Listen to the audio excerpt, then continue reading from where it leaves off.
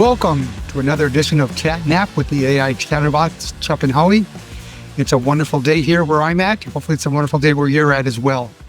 Very glad to see we're back for season 2. Psyched about this. It's going to be a fun season. I mean, we got a lot of interesting people that were lined up. We're going to get into a lot of the leaders in our metrology community. And that's going to be a really interesting bunch of episodes that are coming down the pike. Yeah. The theme for season 2 is C-level executives that make a difference in metrology. So across the board, looking for, we have a list of names, but we're also looking for anyone who's interested in being on the show. If you are CFO, CEO, COO, CTO, see anything out. Anyways, moving forward, my friend, last time we chatted, we were just getting done with the summer. You were going on vacation. We had just left NCSLI. So we probably should talk about our opinion of the last conference before we get into our summer, because we actually did attend the conference in Cleveland, Ohio. Yes, we did. Have you any thoughts on that? I mean, I have my thoughts, but I don't want to influence you in it all. Lower attendance, look at the exhibit floor. Of course, companies continue to buy other companies, and that shrinks the exhibit floor some. Didn't feel like it was heavily attended to me. Yeah, I agree wholeheartedly. I thought that, going into it, I had a lot of optimism because the technical program was definitely better this last time than it's been in the last couple of years. Well, since COVID. I mean, we're still feeling, obviously, the effects of COVID. My personal opinion, a lot of organizations were, prior to COVID, not sending technicians to the conferences, for many reasons, costs. They want technicians to be, productive, to be making money versus going to shows. And that's, like you said, that's because a lot of these labs have been bought out. Roughly, let's think about that. I did an analysis. My staff did. We did an analysis. We had 130 laboratories that are now part of another corporation. Wow, that's a big change. Over what period of time? Over since COVID. Yeah, 5 years. We now have 5 big companies. When I say big companies, big calibration third-party providers. Obviously, I think that that's a huge change for the business model at, the company that supports this podcast. And it's affected the training. It's affected NCSLI. It's affected the other conferences, I'm sure, as well. And people just started going. And for a simple fact. Yeah, now, I attended some good papers while I was there. But the exhibit floor just felt a little barren. I will say that the AI paper that Jeff Gust and his team put on was very well attended, probably one of the largest attendances for a white paper that I've seen in a while. A lot of good questions there, a lot of good topics of discussion, a lot of good feedback from the audience as well, and questions. Then there was also one Henry Zumbrun had as well that I stepped into, and I just kind of stood in the back and observed it, participated a little bit, but there was a lot of attendance there and a lot of questions on uncertainties and how to apply that type of thing. Which 25 years later, uncertainty still seems to be a major topic. There's always a half a dozen papers on uncertainty, even though we've kind of moved into the risk portion of the uncertainty now. It seems to be the flavor of the month, thanks to the rewrite in the standard. That gets a lot of attention now. How you define your risk associated with the uncertainty that you're assigning to a measurement. I mean, I go back to when I was first in the Air Force and starting to learn about the metrology and traceability. And it was a little confusing at the time because it was a new concept to me. And I think a lot of people struggled with that, to say, you're comparing something to something better, and you do that with that standard and that standard all the way up the chain. And where does that end? How do you get something even better than that without really immediately understanding that there's intercomparisons with uncertainties at the top level organizations, the National Metrology Institute, so that they can say, how far off are we from each other, right? And let's try to keep that as controlled as possible. Where I'm headed with that, the whole thing with uncertainties. The whole concept of creating the Department of Commerce in the US and for having fair trade around the globe is to make sure things are fitting and connecting together, not just mechanically, but, electrically, digitally, whatever else. make sure that everything works together as planned, right? And not have products that cause injury or fatalities. So that control mechanism means that you've got to be sure of your measurements that call the product good or bad, right? False acceptance, false rejection. That's important. That's never changed, right? Through all these years. And it feels like we're just in a slow moving train, right? Where people are pushing back against, why do we need these uncertainties? They're too hard to calculate. Why do we have to go through all this? Why do I have to be accredited? Labs that aren't accredited are just as good as labs that are accredited. The whole point of this, again, is to make sure that you're controlling that and you know where you are. And if you're not looking at your measurement uncertainties, you don't know where you are. Yeah. If your uncertainties end up being larger than the tolerances of the instrument you're calibrating, how do you know where you are? It's two clocks on the wall. They're both reading different. Which one is right? If you don't have something more accurate, more controlled to determine the error in the other instrument, how could you possibly know? And uncertainty is a key part of that. Now, a lot of times you're going to find that the uncertainty is minimal and it's not a problem. You don't know unless you look. Well, there's a lot of people now who have said, or saying that we've gone overboard with the application of defining what the uncertainty of the measurement is. So, what do you think? Do you think we've gone overboard, or we're gone to a state where we're spending way too much resources on defining what the uncertainty is? I think that's an evolution of learning in the industry, right? The first time that Transcat went through ISO Guide 25 in 99 in our Houston lab, it was a learning process for us, right? And so in that process, we probably end up learning and understanding and then going overboard some. I remember us having discussions, and probably every company goes through this, where we're trying to continue to reach the best uncertainty possible no matter what. And then at some point, you got to step back and go, did I really need to go that far? For what I'm trying to do with my customer's equipment, I probably don't need to be down to that level. So let's back it off a little bit to where it makes sense. It still controls the measurement. And let's not try to keep improving that beyond what we need. Yeah. So there's that balance. And I think companies are still going through that some as they learn this process. What's kind of funny that, going back to, like you said, 99, I remember having heated conversations, with your organization and with many others on what are the components and what do you apply to the uncertainty of the measurement. Oh, there was no standardization at that point my God. on what's in a budget, what's in an uncertainty budget. Yeah. I mean, back in those days, I was an auditor back in those days, and having a conversation and trying to be civil when, you're going to an organization and, obviously their lifeblood is providing that service to the community they represent. Yeah. And having some person come off the street and tell them, well, you need to do a bit this, or you should do this, or why haven't you done this? That kind of a conversation was not welcome 30 years ago. Yeah. So I want to use an analogy for an example here. Those early discussions, and probably still today, some companies go through this. When you're looking at the components you put into an uncertainty budget, sometimes you'll come upon a component that is minimal, right? It doesn't contribute much to the end result. And early on, people would say, well, then just don't even put that in there. There's no point in having it there if it doesn't make a difference.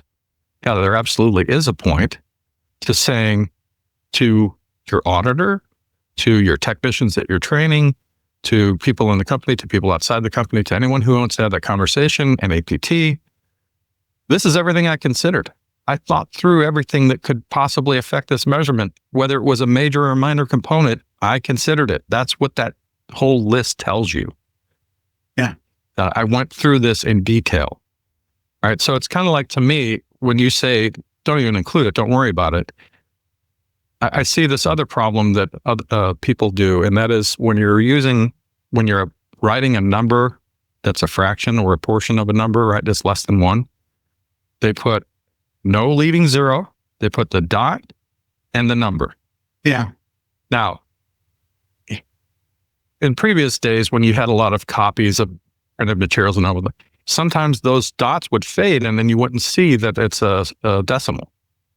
Right. So that's why you always want to have a 0 in front of it in case that faded. But the point is, take the extra step, Write that leading zero so you know it's less than 1, right?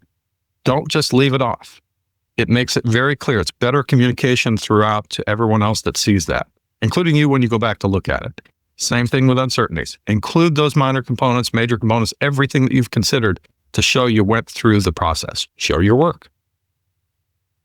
Well, what I also want to mention the fact is that we're now requiring the technician to, know what the uncertainty of the measurement is without full training at that technician, which is a huge problem. I see that some companies. Some companies, I know that in the past, some of the major players have done this, where they want only their metrologists, trained metrology engineers to develop uncertainty budgets, provide those numbers to the techs that have to apply it or automate it if you can, and never train them how to do that. But that means they can't move on the fly if they have something new that's not covered, or if they have a question. We've always taken the approach, let's train our techs to understand how you build an uncertainty budget, what goes into it, major and minor components, all of that. Now, we have turnover like everyone else. Sometimes we don't catch up quickly on that, and we try to make sure we go through and give the training to our personnel to make sure they understand how that process works. It's an ongoing, never-ending process for any company. But I think it's important for them to have that basic knowledge at least so they can speak intelligently to it. Well, I agree. And that goes to the point where, and we've talked about this at least a half a dozen times already, the training of the technicians these days is being conducted by the organization far greater than ever before that I've been around. And I've only been around for 45 plus years, but where all the Cal Labs are training people off the street, whether from other, industry type disciplines that are closely matched to ours. Right. And they're training them, but they're not training them to the depth that we learned. When I say we, you and I, back in the day. And I think that our profession is going to suffer because of that. They're learning how to push buttons on a computer. They're learning how to read a number on some sort of digital. All right. So, that's just business though, Chuck. Yeah. And my thought is you have to have you've got to build in efficiencies, right? You have to build in the efficiencies that get you to a profitable business, because that's really what you're in business for. This is what my professor in my master's program kept telling us, a couple of classes that we had him for. Why are you in business? It's the money, stupid. Absolutely. Don't forget the bottom line is the money, especially if you're a publicly traded company and you've got to answer to shareholders. So automation is not a bad thing. It can be a dual-edged sword, to your point. You may want to hire people who only push the buttons, process the work. And you have other senior people who are developing that and creating it, controlling it. Those people aren't going to go out doing on-sites and freelance material calibrations, whatever else they're doing, right? They're not going to be the ones that you send out to do that.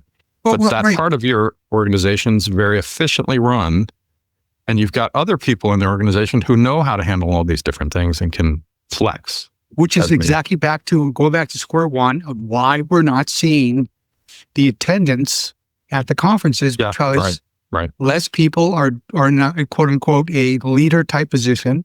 And so those are the only ones that are going to the conferences. The average technician has become, where they're not taking part in it, whether it's a local section committee meeting or, some type of additional training. They're not doing online training. Like you said, and I'm all about making money, Howard. Don't get me wrong. I am more about making money than you can imagine, because when you run a tight ship, you really count your nickels and dimes. Yes. But my point is, we get back to what we were originally brought, was the downsizing of attendance at the NCSLI, the MSC, et cetera, et cetera. And that's happened in the last 5 years. They're all going downhill, and I don't know how they're going to survive. Yeah. They're not going to be able to provide the same level of conference that they had in the past. It's that simple. So another factor there is that a lot of those senior people that are being relied upon are aging, right? A lot of us are getting to retirement age. Some have retired already. And I'm surprised when I come across somebody that I haven't met before that's around my age who just met a guy yesterday on a customer call that was hired into this company that we support. And turns out he was Navy, but he was at Lowry the same time I was. Yeah. Right. We were on different shifts. I was on D shift. He was on like A shift. So we probably didn't cross each other's paths there, but we were there at the same time. And that's becoming less and less common for me to run into somebody because those people are retiring. Right. So glad to see him there. He'd been doing some contract work. Great to meet somebody else that we can, share personal experiences with. But those people are aging out and retiring. And so that means that we have to push our focus onto the younger generations to get them trained up and be able to handle that same work. And so, Ken Rayson came to mind at the conference. He was pushing the fact that he's created this new Metrology Institute. I forget the full name of it. We'll have to look at it. But his goal is to focus on that problem, right? To fix that problem, solve that problem by pulling resources together across the industry for people who are at our knowledge level, our experience level, and make a final effort push to pull that together into one organization where people can take advantage of that and start training the younger generations into what we know. Yeah, exactly. Well, it's been a crazy summer for me. I don't know about you. I got a little bit of notoriety this last CalLab magazine. Have you seen the latest issue of CalLab magazine? Pretty sure I saw you on the cover. Yeah. What a surprise that was, to be honest with you. I've been doing this for 45 years, and now I'm finally going to retire next year. Fully retire next year after our big 30th anniversary party, which we're going to have to talk about as well. It's all well and good when you make the cover of a magazine. Yeah. But are you the centerfold? I am not the centerfold. Thank God. Centerfold for CalLab magazine is a full spread of a calibration lab with every capability. Yeah. Well, the problem was, it's not a problem. It's a good photo of Richard and I, and talking with the representative from Adidel, which we use a lot of their equipment in our kits. Yes. So it's a good picture. It just took me by surprise. That's all. And I'm thankful for CalLab for thinking about Richard and I, and of course promoting an organization that provides tools to all of us that we all. We all use Adidel tools at one way or another. There's some sort of either reference standards or we're calibrating those throughout those are items that come into our Cal labs. But anyways. Absolutely. So let's talk a little bit about, need water or coffee or a cocktail. It's early in the morning for us to recording this. Early. Yeah, we can't have a cocktail. So I want to touch briefly before we talk about the next subject about what's new at NAPT. We talked about the busy year we had, and NAPT has had a lot of activity. There are sponsors who should give them about 5 minutes of promo talk. They got like 24 new kits. We got some new free tools that we offer to the metrology community. I've been seeing those posts on LinkedIn. Marketing's doing a good job of getting that out there. Yep. LinkedIn is on my topic to talk to you about that as well. So let's talk about LinkedIn next. But, we got their risk package, which is a free tool, which allows any organization to do their risk analysis that's associated with PT. It's an unbelievable, complete, seamless package, and organizations are just loving it. We see probably approximately 5 to 10 a week that are start using that tool. Good. So it's going to take a while get the word out about that. Then we add to that the PT planning kit. We've got updated statistical reports. The customer portal. The programmers are constantly taking the recommendations from the users of that portal and improving it. It's unbelievable. Right. It's just a completely standalone package. So, anyways. A lot of things happening with the people that sponsor this podcast, and I'd ask you to take a good look at them when you decide where your next vendor is going to be for proficiency testing. Now, let's talk a little bit about LinkedIn, because LinkedIn, I have a problem with LinkedIn. There's new LinkedIn, I have a going to call it Face Link or LinkedIn Face. I'm not sure which I'm going to change it, but oh my God, Howard, it's changing in the last year. There's way too many soap opera stories, way too many of these stories about what it takes to be a leader. It's gotten away from what LinkedIn was, I guess, originally designed to be when I first joined a long time ago. Yeah. It's a soap opera page. And the ads, right? The ads as well. Oh God, yeah. Every other thing is either some sort of suggested promotion, or they're throwing down your throat, like GM ads for stuff that you have no desire with. I don't know how their algorithms work, but they're not very good algorithms.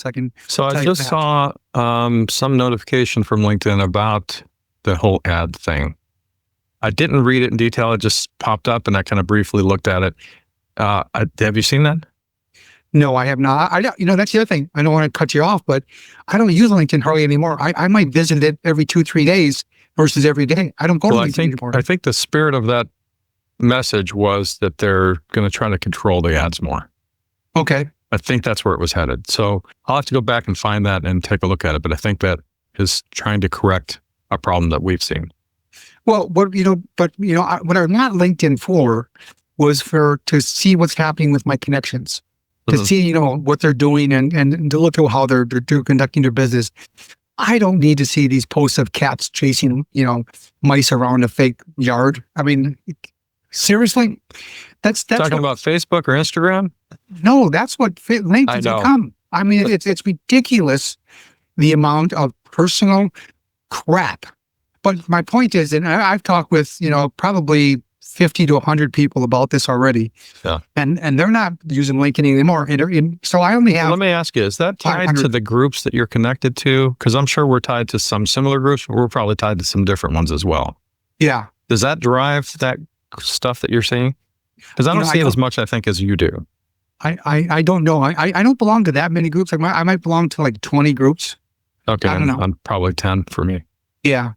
So, but I mean, I belong to a lot of, like you said, like the CMM group, coordinate measure machine group, that you probably don't have any interest in, things like that.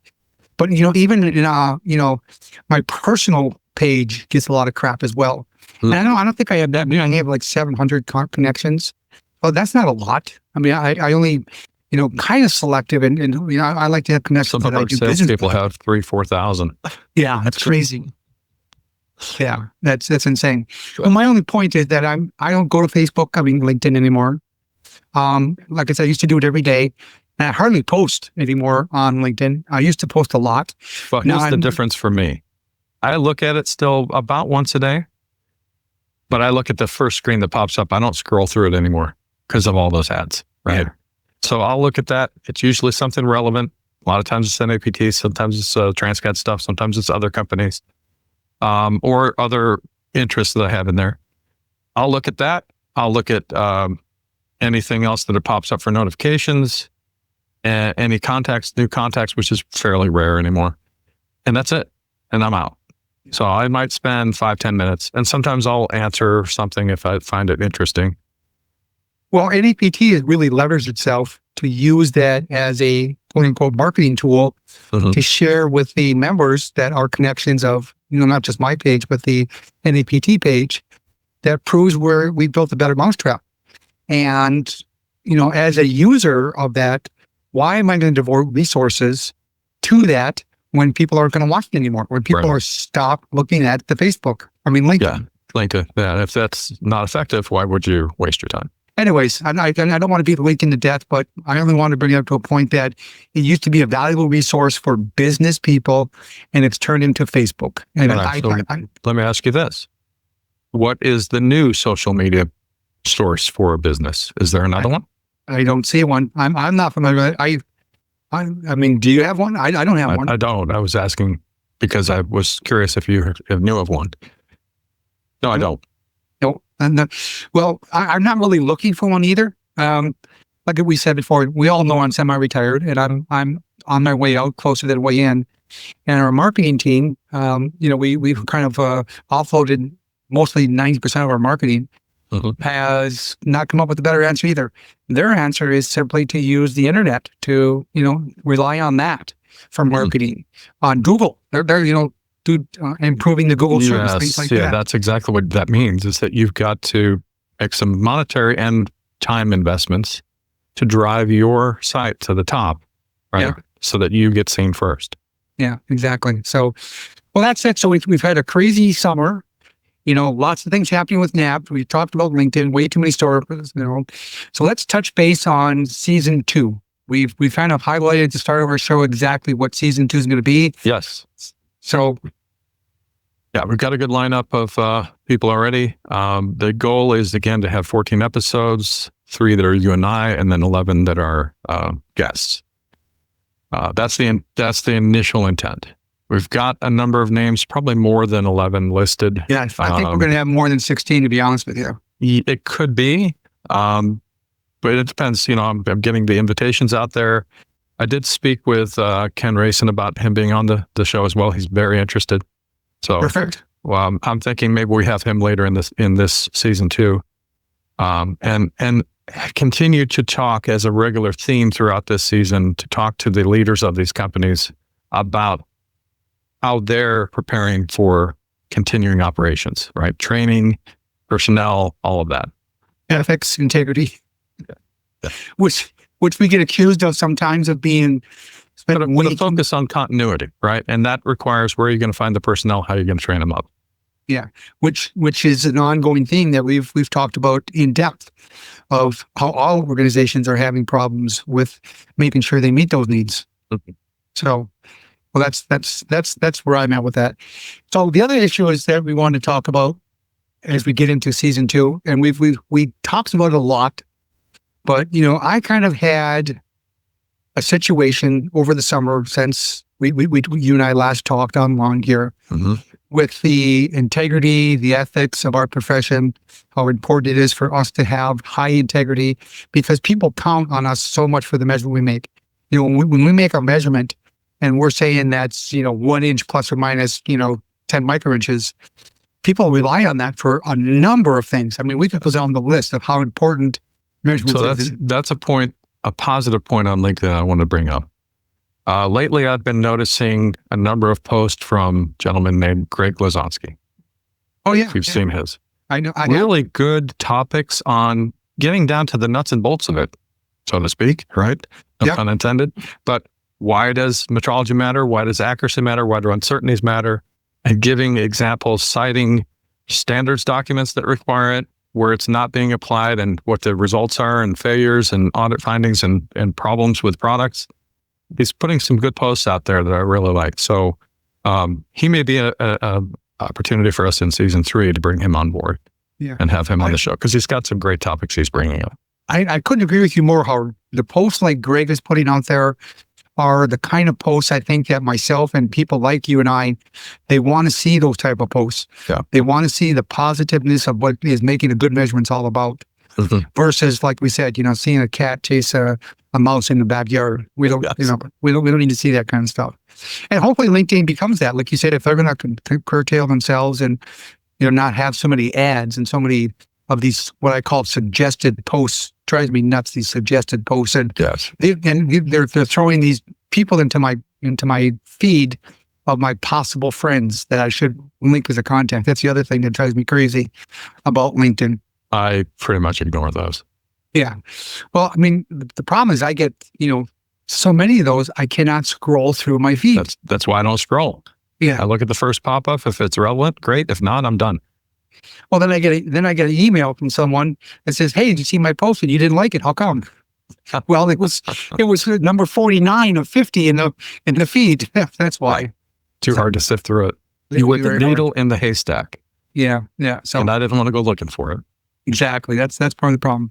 So hopefully, we don't spend, too much time on LinkedIn, and hopefully they realize they need to change their algorithms and make it more useful. Otherwise, I don't know. I just can't recommend people use it anymore. So. Yeah, I would imagine that people, running LinkedIn are actively monitoring the business volume and whether it's going up or down. And if those ridiculous feeds that make no sense for business are causing more interaction in LinkedIn, then it's becoming more, like I said, more like an Instagram or Facebook or whatever else. Yeah, exactly. Right? But it's not driving the business needs. And if they're monitoring that and watching that, that could be why they're coming out with this, hey, let's cut back on this a little bit and get it under control. Yeah. So, hey, I need your advice on something. Uh-oh.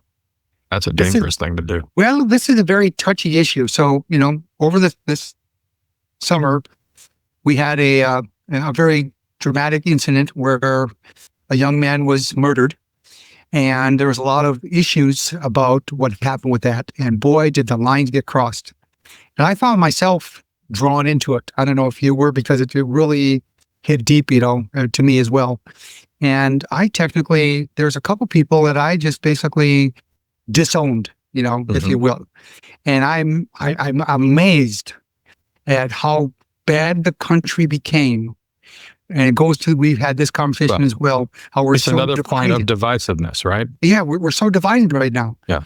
And not just, and I have, friends on, like I said, 100 times before. I have good friends that think one way, and I have good friends that think another way. Yeah. That's so divisive. Yep. But it's getting so bad that I literally had to tell a couple people, you know what? I don't even want to talk to you anymore. And I'm not like that. You just made a comment that brought up a thought. We need to be able to be diverse without being divisive. Oh, that's a great way to put it. Right? Yeah. That's exactly what we should be striving for. And if we have disagreements on things, it's okay, as long as we're not pushing violence. Right. Well, my point I want your advice on is, when a person crosses the line, left or right, doesn't that tell you that they might also have a problem with the integrity of what they're doing? Because if they can't think logically about something, are their ethics compromised?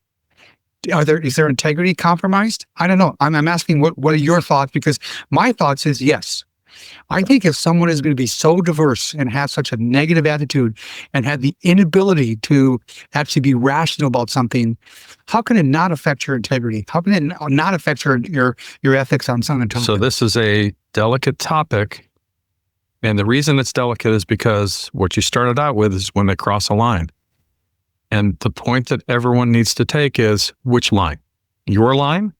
My line? Somebody else's line? What line is it that they've crossed? So exactly. That's a good point. Clearly in your perspective, it's your line that they crossed. Yeah. Right?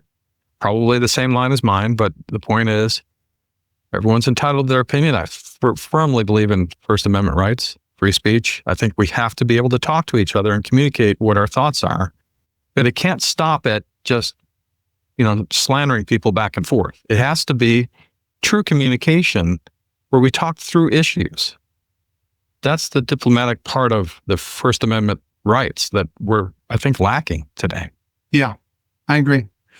Well, over the last 45 years, I did a lot of talking to a lot of people over our community. And unfortunately, we've gotten away from the ability to talk. Now, is that also a direct correlation to the conferences not being attended by us not having, the relationships, for example, Howard, that I have now go back forever. I don't think I have any really new, deep relationships in the last 5 years since COVID.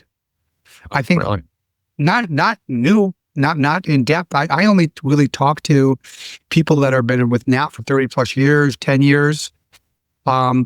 This last conference, I don't think I met anyone new. Now, granted, I wasn't feeling the best. I didn't have the real desire to go out and meet new people like I had 30 years ago, which is probably. I did meet some new people, and I'll go back to the fact that the conferences, whether they're well attended or not, right? That can make a difference for the outcome of spending your time at a conference. But the basic elements are still there that are valuable, right? The classes where you're communicating metrology ideas back and forth, and you've got somebody presenting a paper with either facts that you need to learn about, and hey, this is how things work. Typically, the more scientific papers are that way, or opinions that say, well, here's this dilemma that we have. Could be on integrity, right? In the measurements, could be on what's included in an uncertainty budget. Those are more open dialogue types of paper presentations, which are very good to work as a medium for communications. And it's more important for those papers to be well attended, which means you need to have bigger conference attendance for more people to get those communications going on what's good and what's not good in metrology and controlling your measurements. That's one part of it. The exhibit floor, great to see what the new products are, be able to answer questions on current products that you might have, taking a look at services that are available. The exhibit floor is still valuable, but I don't see a lot of new stuff. Now, there's been some new products here and there, but it's pretty much the same. Yeah. The biggest benefit to me still is the networking. Catching up with people you haven't talked with in a while, making new connections, making connections with people that, like I said, this gentleman that I just met who was out at Lowry at the same time as me, right? There's another person there that I had never connected with at the time, but we have things in common. So the networking piece of that for new business contacts, new opportunities, finding personnel if you're looking to hire, there's all kinds of opportunities at these conferences that still are good benefits, whether the attendance is great or small. You know, what I remember the most about the conferences is when you mentioned about the networking is I go to a paper and another person who I've never met before in my life, had a question or made a comment with the presenter during the or whatever. And, after the fact, I would approach this person and say, hey, that was a great point, but, what do you think about this? And so those connections were formed by attending the paper, by being kind of introduced to somebody through the exchange of the presenter and the attendees. That's it. There was a lot. That happened a lot in my career where I would talk to people, after the paper was presented. Now, there can be some negative downside to this, right? And you probably experience this from time to time. All those great positives outweigh these negatives, but the negative to me is that there's sometimes some abrasiveness, right, between people. And it could be, business based, you're my competitor type of thing, or it could be my opinion is different than yours on this particular topic, right? Not personal topics, but metrology related topics. I understand. Yeah. And there can be some of that abrasiveness, but that to me is still part of the communication process, whether it's positive or negative. People tend to shy away from that. They don't want to have that conflict. Yeah. And so they don't approach and try to resolve that. They don't try to talk through it. And you may have a lengthy conversation and still come out that you have differences of opinion. So it's that way, whether it's business, metrology, personal topics, right? You have to still spend the time to talk through it. And some people just shy away from that and they just don't want to deal with it. I think there's more abrasiveness 25 years ago on a professional. Oh, really? Oh yeah. I remember a number of conferences where there were people that represented a certain, direction on something. Oh yeah. Okay. Would have, more argumentative sessions than I've seen lately, so healthy, spirited art conference, communications. Yeah. And they got a little bit, high spirited, if you will, during the conversations. But, I don't see that as much anymore, which is kind of, I don't know if that's a good thing or a bad thing, but I think the approach has gotten to be just what it was 25 years ago. I could share with you. That difference could be attributed in my mind to lower attendance. So there's lower probability of people coming to have those conversations. Yeah. Combined with, I still see a difference in generations for social communication. I think the younger people are more socially awkward. And I think we've driven that through having too many devices, phones, computers, whatever else that we're too involved in. And we don't build the communication skills. Oh, absolutely. As we had in our generation or previous. Absolutely. I think that's part of contributing to that, not the whole thing. I think it's a great contributor. I think it's one of the largest contributors out there is that, people say all the time, internet killed social society. I firmly believe that. We could give 100 examples without even trying of where the younger generation, I'm older now. So when I call younger, it's 50-year-old people I call younger. Yeah. But look at the 45-year-olds now, the 30-year-olds. So young whippersnappers. They don't know how to communicate. It looks to me to be painful for them. Yeah. They never had the ability to go play on a playground and unprotected play into a social government. They're all protected, So whatever's driving that, we don't have to get to the root causes of that, but the end result is it doesn't foster this communicative environment that we need to have these discussions with that we used to have. Right? Exactly. I couldn't agree with you more. But that should be a topic within itself someday is how we got away from the ability to communicate with each other on a professional level and on a social level. Because, quite honestly, I have a lot of friends, as you do, as well, that kind of leaned over from just professional into, you care about their kids, you care about, their wives, their spouses, whatever the case may be. You and I became friends through the introduction at a conference. Through MSC. Yep. Yeah. So you and I are friends simply because of our introduction.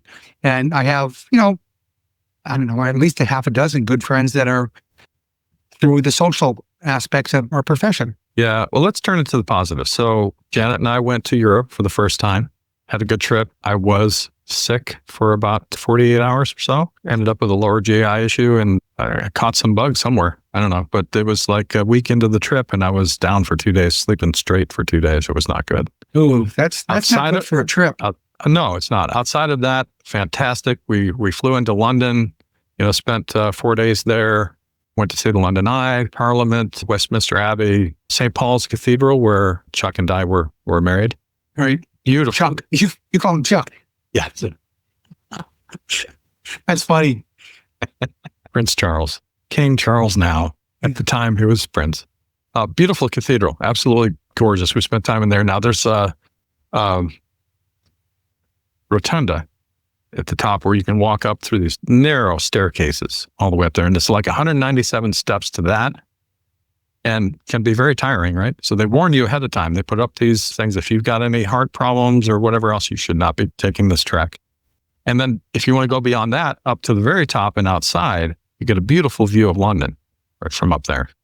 So we did that, and Janet was able to do that, no problem. Now there's little stops here and there where you can sit and rest for a minute as you're going up all these stairs, but beautiful. It was a beautiful view from that rotunda looking down into the church. And then outside, we walked around to the back side, and that's where the bells were, right? And got there right at 11 o'clock when those bells set off, and I got that on video. That was really cool. Nice. And just a gorgeous 360-degree view of London. So that was fun. We took the big red bus with a double-decker and did that the first day to kind of get our bearings for where everything was. You were right downtown. You got to see the downtown. We were on the West End and the theater district, right there by Covent Gardens. We stayed at the Waldorf Hotel, which is a Hilton property, right? I just made, by the way, lifetime diamond for Hilton. Oh, nice. Yeah, that's a beautiful thing to have. Yeah. So now I don't have to qualify anymore. I'm diamond for the rest of my life. Wonderful. Should be nice. But anyway, that was a great hotel, great service there. I had fish and chips, of course. Now, the first place I had fish and chips was pretty close to where the hotel was, a place called Nicholson's. Fantastic. Huge piece of cod that they made, right? And the chips were good. They serve it with the mushy peas. Have you ever had that? Yeah. Yeah. Those were okay. Not my favorite, but the rest of it was really good. Now, I've had it 2 more places beyond that, not as good. So that first one was the one that hit me well. Yeah. Then our friends came up from Dorset County down near Stonehenge. So a couple hour drive, they came out and took us. Janet had a bucket list item to go to afternoon tea at the Ritz Carlton in London. So they took us there, and that was a pretty nice event. 2.5 hours we were there. They don't just serve you tea. You have all these finger sandwiches and desserts and all this stuff, and it was fun. And you have to dress up. The gentlemen have to be in a suit and jacket and tie. Yeah. And of all the things, I packed everything and forgot my tie. So the concierge at the hotel was going to bring me one of his. He says, "Don't go buy one. I've got one I can bring you." Well, before he could do that, our friend Martin says, I'll bring one to you. So he did. So I had my tie. Well, when we were leaving the Ritz, we went to get our coats from the coat room, and they had 2 boxes of ties. They were handing out ties to gentlemen who forgot their tie or didn't have one. Well, that was fun. So then we went to their house, and that's when I ended up getting sick, and I kind of missed out. Now, Martin and I were going to do a cook-off. He was going to make his beef Wellington. I was going to make my American baby back ribs. Here's the dilemma that we had with that. The animals they have in England are pigs, not hogs. We have hogs. So when he goes to the butcher, he can't get the big baby back meaty ribs that we get. They're smaller, less meat. And so he told his butcher what we're trying to do. He says, "Oh yeah, I've been to the States. I know what you're trying to do. Let me cut these with a little more meat on them for you, so you can get a little more of what you're looking for, but they're still small," right? So there was that. We had to get the spices. So I had the same flavoring and everything. He ordered those through Amazon. They got there in time, but then I got sick, so I wasn't able to do mine. He went ahead and made his beef Wellington. Of course, I couldn't have anything. I couldn't eat anything. Janet told me, that was in the top 5 meals she's ever had in her life. It was that Wow. good. She goes, it wouldn't have mattered if you competed, you'd have lost. Thanks a lot. Anyway, so we ended up going to Portugal with them, and I ended up making baby back ribs there for him. Of course, again, smaller ribs, but they turned out fairly well. And they liked them. Janet made some coleslaw. It was really good. Great weather. Of course, it's a little warmer there. Being further south, we were down in Faro. They have a place that's not far from the water, so there's a lot of restaurants right on the water there, and we had dinners out of some pretty nice places. And then we left there and went to Ireland for 4 days. Ireland, beautiful country, absolutely recommend it. Rained every single day that we were there, right? But the driving, oh my goodness. So this is the first time I'm driving on the left, right? Because Martin drove in England, and so I didn't have to worry about that. The lanes are so narrow, and it's right up against a curb with no shoulder or a stone wall. And so if you veer off a little bit too much, you're scraping a wall or a curb. It turns out that I'm using Waze to get us directions on how to get from Dublin. We flew into Dublin to go to Cork. I didn't know, for some reason, it turned on no tolls, which you really need to have to get across the country there in any amount of decent time. Well, so that's taking us all the back roads, which is beautiful, but narrow lanes. Right. Right. So we have this Audi A5 they gave us for the rental car. I'm coming around this curve through this town and through an intersection, and this car's coming at me kind of over the line a little bit. And I'm like, I'm not having a head-on collision. So I moved to the left a little too much, popped the tire right on that curb, right, hit the front end of that curb, busted the tire, blew it out, go a little further, pull off to the side to this big stone building. It happens to be what used to be a train platform that they converted into a couple of apartments. This gentleman comes walking up with a couple of dogs. He goes, can I help you? And I said, yeah, I think I blew out my tire. He goes, oh, that's about the 8th one this year. Wow. No kidding. Wow. And of course, he knows he's got the roadside assistance on dial-up, and he's like, here's the PIN number location so you can tell them where you're located. They'll get right to you. And within an hour, they had a new tire on it, and we took off and didn't like the driving at all. But the rest of the trip was good. You had fantastic. Good summer. We spent a day in Cork. We went to Blarney Castle. We stayed at the Blarney Mill Hotel. Beautiful place. They served breakfast as part of the stay there, and it was really good. Didn't kiss the Blarney Stone because it was raining, and we had to wait outside for like an hour in the line to get into where you could do that. So we didn't do that for that trip. But beautiful castle, beautiful grounds. Had a bagpipe player out front. Janet got her mother on FaceTime, and she picked a song and he played it for her. So that was really nice. We went to the west coast of Ireland to Cliffs of Moher. Gorgeous, just beautiful views, winding cliffs for miles. A little bit of a castle there as well. Very, very windy. Like it was moving us. It was that windy. But a beautiful sight there. And then we went on back to Dublin and spent a day and a half there and then back home. Oh. So it was a great trip. 16 days. Wonderful. Well, I'm certainly glad. I'm sure our listeners as well are glad that you had a good time because now you're ready to go to work and make money for your employer. Well, while I was there in Ireland, I did go visit our brand new lab in Mitchellstown. Okay.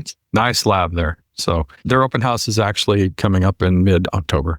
So we're going to go over for it? Let's go. Yeah, let's go. It. Anything else you want to talk about before we call it a day? Thank you for sharing that with us. I think our next trip personally is going to be back to Hawaii in February for our anniversary. I haven't been out there in a while. It's been like 3 or 4 years. You haven't been back there in a while either, have you? No, we haven't been back since 19 was our last time we were there. Wow. Your next trip's going to be Vietnam, is that right? Yep, we're going to Vietnam in the spring. Right after the rainy season where we're going to go. Okay.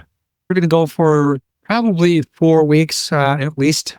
So we'll see. It's something we've been planning for a while, but we were supposed to go obviously during COVID. But because of COVID, we couldn't go. And as we've talked about too many times, I've had some major health issues the last few years. So hopefully I continue to get better so we can make this trip. That'll be wonderful. Jaden will love that. Yes. Yeah, he will. So as I always like to say, if you want to prove your technical competency, then you need to enroll in a proficiency test today. So with that being said, take care. We look forward to talking to you guys soon. You guys have yourself a really great day. Thank you, sir. Howie's out.